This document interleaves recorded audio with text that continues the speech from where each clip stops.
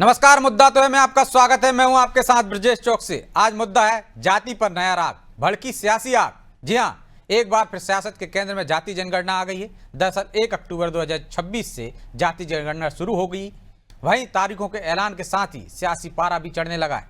राहुल गांधी ने इस जनगणना को एक्सरे बताते हुए इसे तेलंगाना मॉडल पर करवाए जाने की मांग की है। वहीं पीसीसी चीफ जीतू पटवारी ने इसे राहुल गांधी की जीत बताया है। इधर कांग्रेस के इन दावों और सवालों पर बीजेपी भी पूरी तैयारी से मैदान में है और कांग्रेस की नीयत पर भी सवाल खड़े कर रही है। खैर, जाति जनगणना को लेकर छिड़े इस नए राग ने कई सवाल खड़े कर दिए हैं। उन सवालों को भी हम आपके सामने रखेंगे, लेकिन पहले देखिए रिपोर्ट।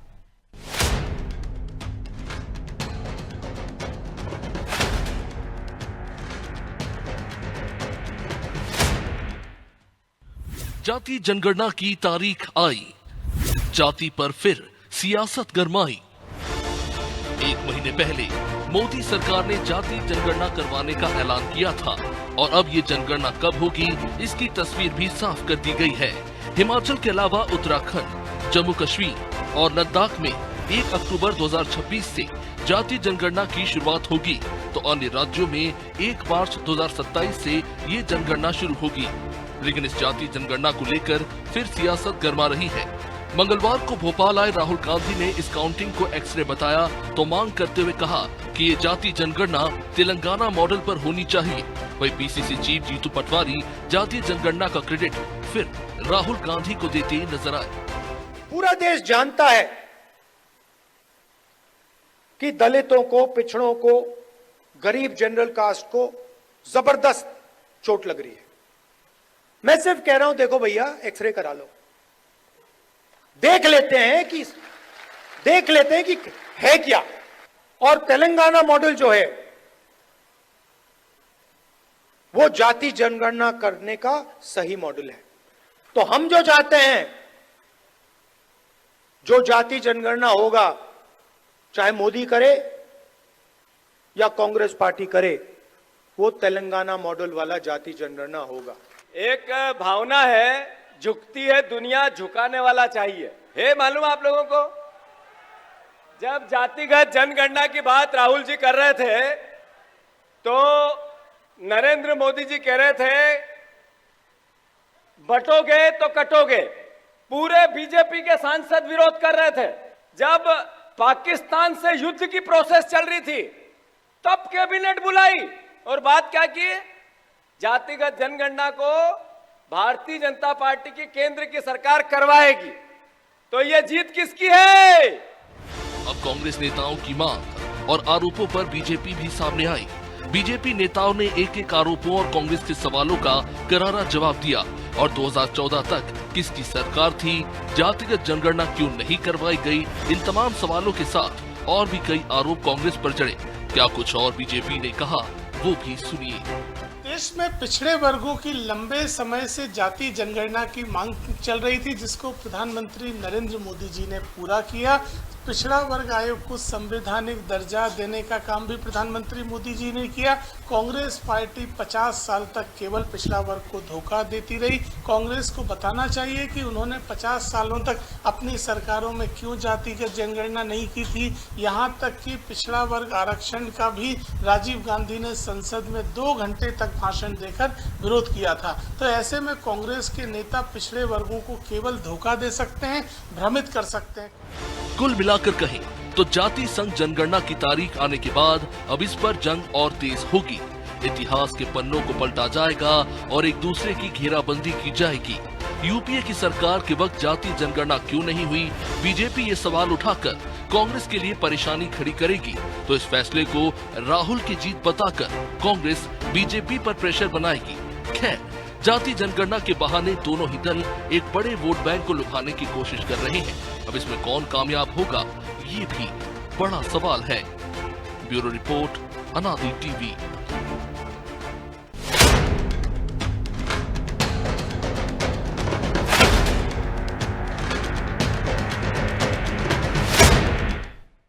इस मुद्दे पर चर्चा शुरू करें उससे पहले वो सवाल जो जरूरी हैं। पहला सवाल, राहुल गांधी तेलंगाना मॉडल पर इतना जोर क्यों दे रहे हैं? दूसरा सवाल, क्या बीजेपी ने कांग्रेस से यह मुद्दा छीन लिया है, इसलिए अब नया राग छेड़ा जा रहा है? तीसरा सवाल, क्या जाति जनगणना अब सियासत का नया रण बन चुकी है?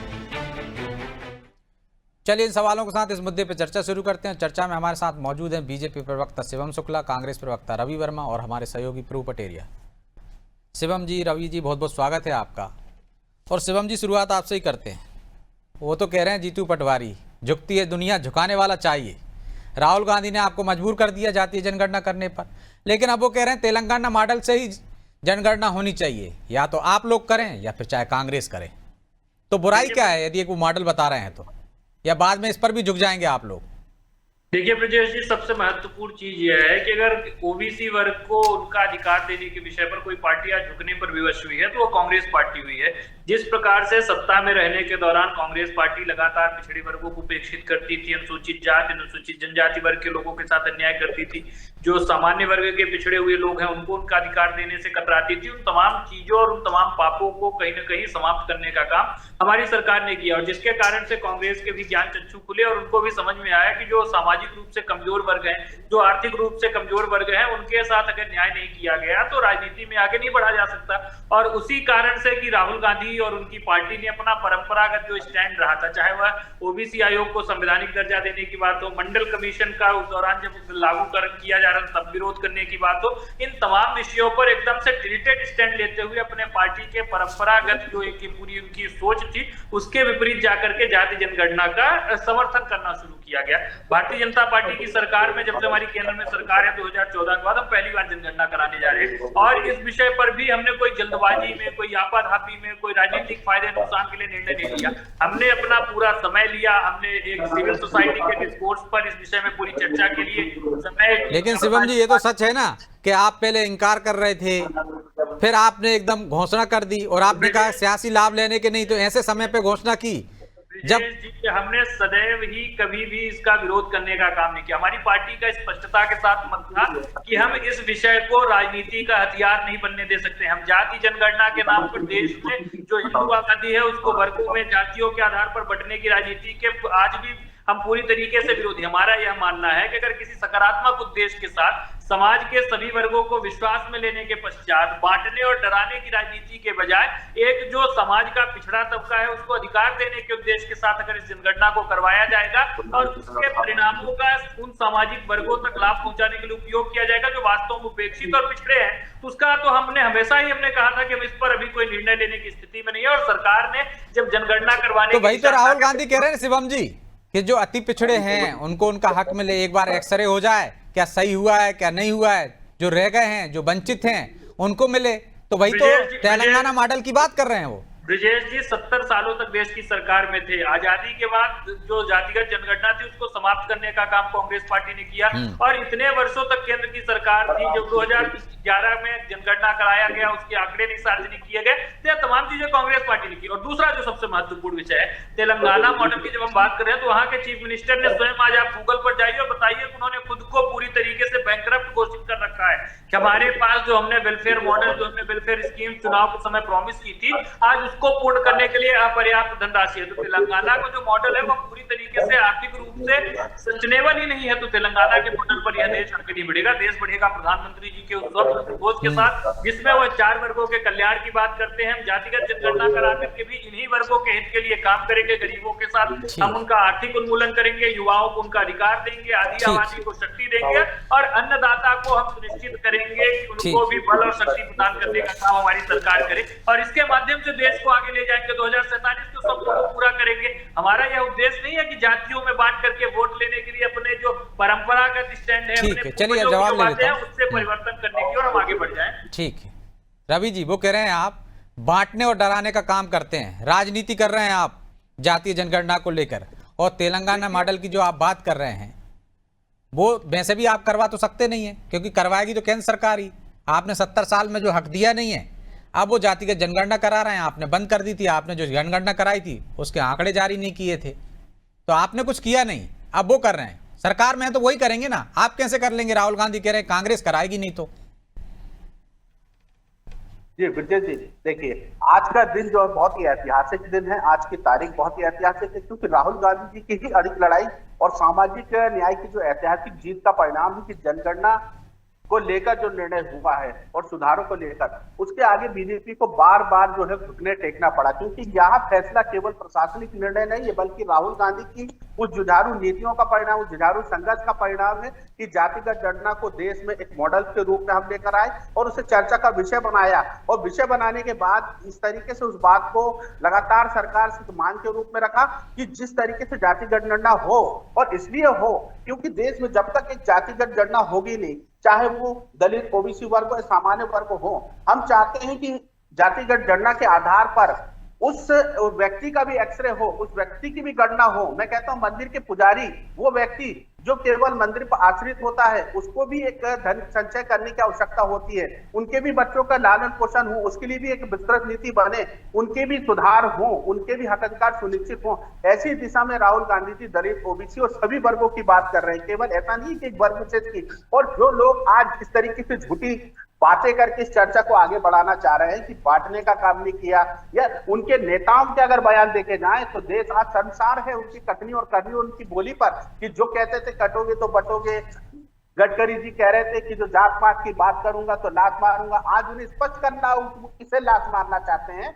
कांग्रेस पार्टी की नीति और नियत स्पष्ट है, और तेलंगाना मॉडल की जो बात आ रही है, निश्चित तौर पर हमने वो करके दिखाया है कि वहां पर जातिगत गणना हुई है, उस पैमाने पर हुई है कि वास्तविक जो डेटा निकल कर आएगा, जो देश में लेकिन ऐसा तो आप भी कहते थे ना रवि जी, ना जात पर ना पात पर मोहर लगेगी हाथ पर, आपका नारा था।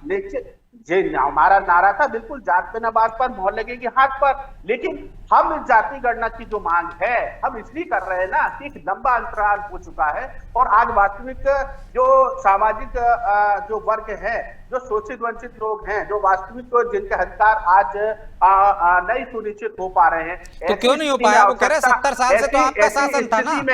70 साल में हमने अधिकारियों को देने का काम किया है हमने। लेकिन राहुल गांधी कह रहे हैं एक्सरे कर लीजिए, राहुल गांधी कह रहे हैं एक्सरे कर लीजिए। जी ब्रजेश जी, हमने औने पौने दामों पर कंपनियां बेचने का काम नहीं किया है, हमने इस देश को ही दिया है। हमने भाखड़ा नागल बांध से लेकर बीएचएल तमाम न जाने क्या क्या बनाए, हमने औने पौने इसमें जातिगत जनगणना में कहां से आ गया ये? काम नहीं किया है। नहीं, ये देने का काम है ना, देश को संसाधन दिए हैं, हमने बेचे नहीं। हमने देश बेचो योजना पर काम नहीं किया है, हमने नाम बदलने का काम नहीं किया है, जो आज की सरकारें कर रही है। अगर सुनना हो तो खरी खरी शुभम शुक्ल जी ऐसी सुनती जाए, सुनना पड़ेगा उनको, क्योंकि देश में जिस तरह का वातावरण बनाया जा रहा है, जिस तरह की मोनोपोली है, लेकिन जब जातिगत जनगणना हो रही तब तेलंगाना मॉडल पर ही जोर क्यों तेलंगाना मॉडल पर जोर क्या है उसमें? ऐसा इसलिए दिया जाएगा क्योंकि उसमें वो आधार दिए गए हैं कि किस आधार पर हम नीतियां चाहते हैं। आज अच्छा, क्या आधार है बता दीजिए, दर्शकों को भी पता चल जाए कि तेलंगाना मॉडल क्या है। होनी चाहिए, ठीक है हमारा रवि जी थोड़ा स्पष्ट कर दीजिए, और समय देता हूं आपको रवि जी, स्पष्ट कर रहा हूं ताकि लोगों को समझ में आए कि क्या है तेलंगाना मॉडल। तौर पर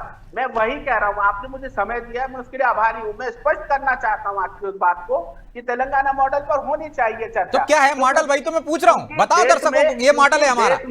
क्योंकि देश में सबने देख लिए हैं कि गुजरात मॉडल की कैसी थूथू हुई है, किस तरीके से पोल खुली है, तो उनको ये देखना होगा कि वहां जातिगत जनगणना नहीं हुई ना, आपका छिंदवाड़ा। मैं तो आपका तेलंगाना मॉडल पूछ रहा हूँ, सिर्फ बता दीजिए ये खासियत है उस मॉडल में जो नहीं करा रही केंद्र सरकार। मैं वही कह रहा हूँ, हमने जो 50% की सीमा थी उसको तोड़ने का काम किया है तेलंगाना मॉडल के जरिए। हमने उन वो तो सब जगह हुआ है, देने का, हमने वास्तविकता के साथ उन अधिकारों को देना काम किया है। तो एक लंबे समय से उनकी मांग रुकी हुई थी। आज ये देखना होगा जनगणना किस मॉडल में कराई है भाई? बिहार में भी कराई, आप कह रहे बिहार का ठीक नहीं है, तेलंगाना का बेहतर है। बिहार में जिस तरीके से हुई है, हमने तो 19 मई और 2011 सिर्फ मुझे 4 खासियतें बता दीजिए ना लेकिन कि ये है उसमें विशेषता, ये होनी चाहिए केंद्र सरकार की जनगणना में के लिए कहा, लेकिन बता सरकार ने उसको रोकने का काम किया। अगर उस पैटर्न पे भी ये काम कर देते तो आज भारतीय जनता पार्टी की आवश्यकता नहीं पड़ती। अरे बता तो दीजिए, क्योंकि राहुल गांधी के भाषण में नहीं है, सिर्फ इतना है रवि जी कि तेलंगाना मॉडल पर जनगणना होनी चाहिए। आप प्रवक्ता है पार्टी के, पार्टी चाहती है कैसा हो मॉडल, तो एक बार बता दीजिए दर्शकों को कि ये चीजें हैं उसमें मॉडल में। कि जो दलितों को जो की बात थी, वो 50% की सीमा हमने जो है तेलंगाना में हटाई है। बस यही है ना, तो वो तो वैसे भी सीमा हट रही है, मध्य प्रदेश में भी हट रही है, दूसरे राज्यों में भी हट रही है, मांग हो रही है सब जगह। वो हमारी मांग के बाद, हमारी गणना के बाद कर्नाटक भाई जनगणना में ऐसा खास क्या है? वो तो बाद में हटाने की मांग होगी ना, आपको पता नहीं है रवि जी, तैयारी करके नहीं आए आप। वहां तो पूरी की गई ना, वहां तो पूरी की गई कहाँ ना। पूरी इसी कर दी तरह हम भाई? देश में चाहते हैं, इसी तरह हम देश में चाहते हैं कि वहां के बाद जो है ऐसी नीतियां बने। ठीक है, शिवम जी कुछ कह रहे हैं, ठीक है। आपको पता नहीं है वो क्या है मॉडल। रवि जी इधर उधर की बात ना मत करो, इस तरह की बातें ठीक। करने वालों की नीतियों से देश नहीं ठीक है, चलेगा। छोटा सा जवाब शिवम जी, क्या कहना चाह रहा हो? ब्रजेश जी, तेलंगाना मॉडल की जब हम बात करते हैं तो अल्पसंख्यक वर्ग को ठेकों में आरक्षण की बात हो, जो दलितों, पिछड़ों, आदिवासियों का आरक्षण है उसको छीन करके अल्पसंख्यक वर्ग को देने की बात हो, और तेलंगाना ही मॉडल की हो। देश में भी जब इनकी सरकार थी तो जामिया, अलीगढ़ मुस्लिम यूनिवर्सिटी जैसे संस्थानों में इन वर्गों का आरक्षण समाप्त करके एक वर्ग विशेष को लाभ दिया गया। तो उसी मॉडल को पूरे देश में लागू करने की बात हो रही है। हिंदू खंड खंड में बट जाए, हिंदू अपनी दृष्टि को बहुत ही संकुचित जातियों तक सीमित कर ले, और इनका जो एक बड़ा वोट बैंक है जिसको यह लगातार विस्तार देना चाह रहे हैं, 15% तो देश में पहुंच ही गए हैं और ज्यादा विस्तार दे रहे हैं विदेशों ठीक से है, भी। वो तो सीधा आरोप लगा रहे हैं कि तेलंगाना मॉडल आपका क्या है, मुसलमानों को आरक्षण देना चाहते हो आप, दलितों से, ओबीसी से छीन कर। अल्पसंख्यक नाम से ही चिड़ मचती है, उन्हें अल्पसंख्यक का होना केवल मुस्लिम नजर आता है, वो सिखों और को आप भूल तो जाते हैं, अल्पसंख्यक वो के जैन बात- समाज को भूल जाते हैं। रात दिन मुसलमानों को गाली देना भारतीय जनता पार्टी की सोच के आधार पर की है। देश में जिस तरीके से आज करना, तो आपने वहां सिर्फ मुसलमानों को दिया है ना? नहीं, ये क्योंकि उसमें अल्पसंख्यकों में 4% जो दिया मुसलमानों को दिया। मुसलमान ही नजर आता है, इन्हें जैन समझ में नहीं आते हैं, इन्हें सिख समाज के लोग नजर नहीं आते हैं, इन्हें केवल हाय तौबा मुसलमानों पर नजर आती है। और मुसलमान तो क्या यही मॉडल है ना आप, वो देना चाह रहे पूरे देश में, चाहते हो वैसा ही आरक्षण मिले उनको? उठा रहे हैं, देश की शौर्य और पराक्रम तक पे सवाल उठाने लगे। ऐसी सोच, ऐसी शौर्य और नफरत पराक्रम पे वाली सवाल सोच, उठाने इस तरह का आकरण कराना चाहते हैं। ये कहां से कहां इनको पहुंच जाते हो शर्म आप? आनी चाहिए शिवम शुक्ला को। अभी हम ऑपरेशन सिंदूर पे बहस नहीं कर रहे हैं, जनगणना पे कर रहे हैं, वहां जवाब नहीं होता, उधर पहुंच जाते हो। ठीक है, लौट रहा हूं मैं आप दोनों के पास, ठीक है। इन्हें शर्म आनी चाहिए। राजनीतिक मुसलमान रवि जी, इनके दिमाग में इस तरीके का बिल्कुल शिवम जी, आता है कि देश की सेना पर लौट रहा हूं मैं, लौटता हूं आप दोनों के पास, दूसरे दौर में आ रहा हूं। ठीक है रवि जी, आ रहा हूं। प्रभु जी, क्यों तेलंगाना मॉडल पर जोर दे रही है? नया राग, क्योंकि जातिगत जनगणना की तो अब एक तरह से ऐलान हो ही चुका है, शुरुआत भी हो जाएगी। इसके पीछे क्या मकसद है राहुल गांधी का? या जो शिवम आरोप लगा रहे हैं कि वो चाहते हैं कि मुसलमानों को आरक्षण जिस तरह से तेलंगाना में दिया 4%, वैसा दे दिया जाए। रवि जी तो बता ही नहीं पाए कि उनका मॉडल क्या है। देखिए ब्रजेश जी, जो तेलंगाना मॉडल मोटे मोटे में समझ में आता है, वो जो अंग्रेजों की नीति थी उसका और विस्तृत रूप है, ऐसा दिखाई देता है कि जो है एससी वर्ग को ही उपजातियों में बांटकर आप उनके बीच में जंग करा रहे हो, आरक्षण के नाम पर किसी से छीन कर किसी को दे रहे हो। आप जो है जिनका कोटा है रिजर्वेशन का, उनको छीन कर मुसलमानों को आप आरक्षण दे रहे हो। ये है तेलंगाना मॉडल। और तेलंगाना मॉडल पे कोई जनगणना नहीं हुई है, उन्हें सर्वे हुआ है। और वो सर्वे को यदि वो राहुल गांधी कह रहे हैं कि इसी आधार पर जातिगत जनगणना होना चाहिए, तो केंद्र सरकार ने अभी तक उसके नॉर्म्स जारी नहीं किए हैं। यदि केंद्र सरकार जो भी जनगणना के नियमों के तहत यदि जनगणना कराती, जैसे पिछली बार जनगणना जो यूपीए सरकार ने कराई थी उसमें 29 सवाल किए गए थे, एक सवाल और बढ़ा दे जाति का कॉलम इस बार, तो 30 सवाल हो जाएंगे। अब इसके अलावा यदि आप उसमें और भी चीजें जोड़ना चाहते हो, जो भी तेलंगाना मॉडल आप कह रहे हो, और यदि वैसी नहीं होती है, तो क्या राहुल गांधी जनगणना में भाग लेंगे? क्या कांग्रेस जनगणना से बाइकआउट करेगी, अपना नाम नहीं लिखाएगी? ये भी उनको स्पष्ट करना चाहिए। दूसरी बात, वो कह रहे हैं हमारी सरकार आएगी तो हम जनगणना कराएंगे। जब आपकी सरकार अभी है ही नहीं, जब आएगी तब कराओगे ना, तब की बात करना।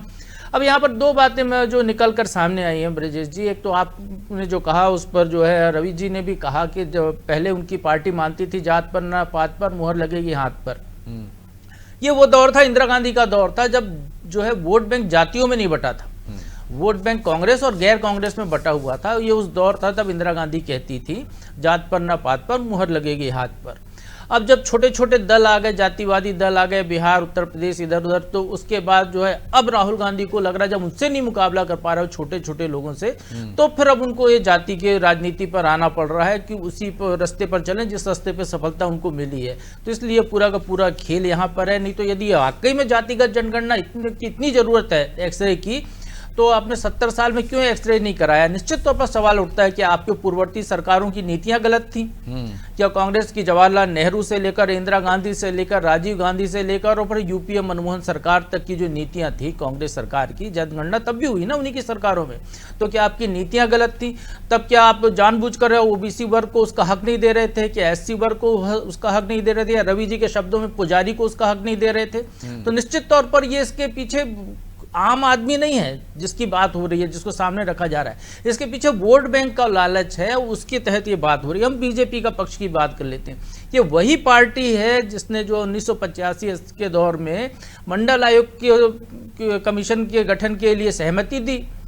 बाद में वही पार्टी है जिसने मंडल आयोग की सिफारिशों का विरोध किया वोट बैंक के लिए, कि इससे वोट बैंक की बात आ रही है। अब ये वही पार्टी है जो शिवम शुक्ला ने अभी कहा, यदि उनसे एक सवाल है मेरा शिवम जी से इसी पे, कि आपने जो है ओबीसी आयोग बना दिया, संवैधानिक दर्जा दे दिया उसका, 3 साल से ज्यादा समय हो गया, एक उपलब्धि बता दें ओबीसी आयोग को संवैधानिक दर्जा देने से ओबीसी वर्ग का क्या भला हुआ? नहीं बता पाएंगे ना। वो जिस प्रकार से वो रवि जी नहीं बता पा रहे हैं तेलंगाना मॉडल की विशेषताएं, वैसे ये भी नहीं बता पाएंगे। केवल और केवल राजनीतिक दलों को सिर्फ वोट बैंक की पॉलिटिक्स के तहत ही जातिगत जनगणना चाहिए, इससे देश का बंटाधार हो तो हो, इनको उससे कोई मतलब नहीं है। राजनीतिक दलों को, जनता को समझना होगा कि जब 70 साल या 80 साल से देश जैसा चल रहा था, क्या ओबीसी वर्ग के लोग सरकारी नौकरियों में नहीं है? क्या ओबीसी वर्ग के लोग उद्योग धंधे में नहीं है? राहुल गांधी पूछते हैं कि एससी वर्ग से या ओबीसी वर्ग से बताइए कौन उद्योगपति है, ऐसे सैकड़ों नाम है, तेलंगाना में जो सर्वे कराया उसमें ये भी कि कौन सी नौकरी में है नहीं है। चलिए जवाब ले लेता हूं दोनों से। रवि जी, अंग्रेजों की नीति पर काम कर रहे हैं आप, फूट डालो शासन करो, जातियों में बांटना चाहते हैं। आपकी जो पूर्ववर्ती सरकारें रही हैं, नेहरू जी से लेकर मनमोहन सिंह तक, वो इसके खिलाफ थी। अब आप छोटे दलों से मुकाबला नहीं कर पा रहे हैं, इसलिए आप ये जातिगत जनगणना की बात कर रहे हैं। क्या 70 साल तक आपकी नीतियां खराब थी, गलत थी? देखिए पटेरिया जी का अपना रवि जी आप कंडेम करिए। यदि आपको लगता है कि जातिगत जनगणना इतनी जरूरी है, तो इसके पहले जिन भी सरकारों ने जातिगत जनगणना नहीं कराई, आप उनकी निंदा कीजिए खुले मन से कि वो गलत थे, स्वीकार कर लीजिए। और हम राहुल गांधी की बात का स्वागत करते हैं। नहीं, देखिए पटेरिया जी का अपना एक विश्लेषण हो सकता है, नहीं विश्लेषण नहीं, हम जो आपसे सवाल कर रहे हैं भाई। सरकारों ने वैसा काम किया है, सरकार के पास पर्याप्त उन दिनों जिस तरह की नीतियां थी, उस नीतियों के आधार पर देश चलता है। क्या पलटी मार गए? तो जो सरकार है वो अपनी नीति उस हिसाब से काम करेगी ना भाई। सरकार आज वास्तविकता है, आज अगर जरूरत अच्छा, आज जो आप सरकार में नहीं हो तो आपको जरूरत महसूस हो गई है? जब आप सरकार में थे तो आपको जरूरत महसूस नहीं थी? सरकार ने काम नहीं किया है, सरकारों ने तब भी काम किया है ना, शोषित वंचित दलितों के लिए, हमारे आदिवासी भाइयों के लिए, ओबीसी वर्ग के लिए काम किया है। हमारी सरकार 2018 में भी आई, तब हमने 26% जो उनको आरक्षण देने का काम कमलनाथ जी की सरकार में। अच्छा, वोट बैंक की कोई राजनीति नहीं, 1% घटा दिया आपने। वोट बैंक की राजनीति आप कह सकते हैं। भारतीय जनता पार्टी की सरकार तो पिछले 15-20 सालों से मध्य प्रदेश में थी, एक बार भी नहीं कर पाए। करते ना, 3 मुख्यमंत्री थे। किसको मिल गया 27% आरक्षण, जरा बता देना रवि जी, कभी वोट को लेकर किसको मिल गया आरक्षण? उल्टा जो है बेचारे वो गालियां दे रहे हैं उन नेताओं को जिनने आरक्षण लागू किया था। नौकरियां नहीं लग रही है युवाओं की, बेरोजगार यहाँ पे कर्मचारी चयन आयोग के सामने धरना प्रदर्शन कर रहे हैं। इस तरह का वातावरण हुआ है, आज आवश्यकता पड़ जाती है कि जाति गणना हो, और जाति गणना के बाद जब उस सेक्टर के बाद हम चाहते हैं कि मतलब हम कुछ नहीं करेंगे, 70 साल ज्यादा होते हैं, चाहिए बेहतर नीतियां बननी चाहिए और अच्छी नीतियां बननी। तो भैया जो सरकार में है, जनता ने जिसको चुना है ना, उस पर भरोसा किया होगा, उसको नीतियां बनाने दीजिए। जब आप सत्ता में रहेंगे तब कर लीजिए, आपने तब तो कुछ किया नहीं है। 11 साल में नहीं आप उपदेश दे रहे हो पीछे विपक्ष में बैठ के कि ये करो वो करो, आपके कहने से क्यों करेगा? देश बेचो, मित्रों को पैसा बांट दो और विदेश भाग जाने दो, नाक के नीचे से। रवि जी इसी मध्य बाहर भी नहीं बताता, इसी मध्य प्रदेश के घुटने टेकने पड़े। रवि जी इसी मध्य प्रदेश में आप ही के नेता चिल्ला रहे हैं, घुटने किसने टेके? पाकिस्तान चिल्ला रहा है। आपके दो लोग बोलने से क्या होता है? राहुल गांधी को समझाओ, घुटने सेना नहीं टेकती है। आज तक ने हिंदुस्तान की सेना ने कभी घुटने नहीं टेके भाई। पूरी सेना जब खड़ी हुई थी पाकिस्तान को सबक सिखाने के लिए, सीज फायर किसने किया और किसके कहने पे किया? और एक बार नहीं 10-10 बार सामने वाला चिल्ला रहा है कि मेरे दबाव में हुआ है। सीज फायर में भी आरक्षण लागू कर लो आप, बैठे हैं भारतीय जनता पार्टी के वहां पे भी जातिगत जनगणना कर लो। सीज फायर पे किसने किया? खैर कुछ नहीं पाई है। जब आप सामने से जवाब दो ना, सामने से जवाब दे रहे, छोटा सा जवाब दे दीजिए भैया सामने से। शिवम जी ठीक है, ले ली, छोटा सा, समय नहीं है। ब्रिजेश जी, सबसे महत्वपूर्ण चीज यह है कि रवि जी और कांग्रेस पार्टी विदेशों से इतनी प्रेरणा प्राप्त करते हैं कि देश की सरकार, देश की सेना क्या बोल रही है, उससे ज्यादा कोई विदेश का नेता क्या बोल रहा है, उसकी विश्वसनीयता इनके लिए ज्यादा है। और दूसरा जो सबसे महत्वपूर्ण, हमारे प्रधानमंत्री पे लगा रहा है प्रधानमंत्री आप अकेले नहीं है, मेरे भी प्रधानमंत्री है नरेंद्र मोदी जी, लेकिन मेरे प्रधानमंत्री को चुनाव नहीं दी जा रही है, मैं चाहता हूँ मारा जा रहा है, उन्हें मेमना साबित किया जा रहा है कि वो देश के सबसे बड़े रवि जी, है। जब आदमी का बौद्धिक प्रधानमंत्री की छवि एक कायर के रूप में देखी जा रही है। रवि जी सुनिए तो, चर्चा हो रही है, गूगल पर सर्च करो, कायर नहीं तो प्रधानमंत्री। चलिए माफी चाहता हूं क्योंकि समय की बाध्यता है, इसलिए चर्चा को यहीं विराम देना होगा। आप दोनों का बहुत बहुत धन्यवाद। तो निश्चित तौर पर जो प्रभु जी कह रहे हैं, सियासत है और सियासत में वोट बैंक देखा जा रहा है। राहुल गांधी का तेलंगाना राग भी इसी वोट बैंक के जरिए या वोट बैंक हासिल करने की कोशिश है। वो पार्टियां, वो सरकारें जो जातीय जनगणना और इस तरह के आचरण के विरोध में थी, वो अब उसी की वकालत कर रही हैं, क्योंकि जातियों में बांटकर समाज को वो एक तरह से अपने फायदे में लेना चाहती हैं। क्योंकि जो एकजुट हो गया है, हिंदुओं के नाम पे, धर्म के नाम पर एकजुट हुआ है हिंदू समाज, वो कैसे बढ़ सकता है और कैसे राजनीतिक लाभ लिया जा सकता है, इस रणनीति के तहत कांग्रेस चल रही है। क्या वो उसमें सफल होगी, ये तो आने वाला समय बताएगा। बहरहाल मुद्दा तो है। मैं इतना ही, मुझे दीजिए इजाजत और आप देखते रहिए अनादि टीवी। नमस्कार।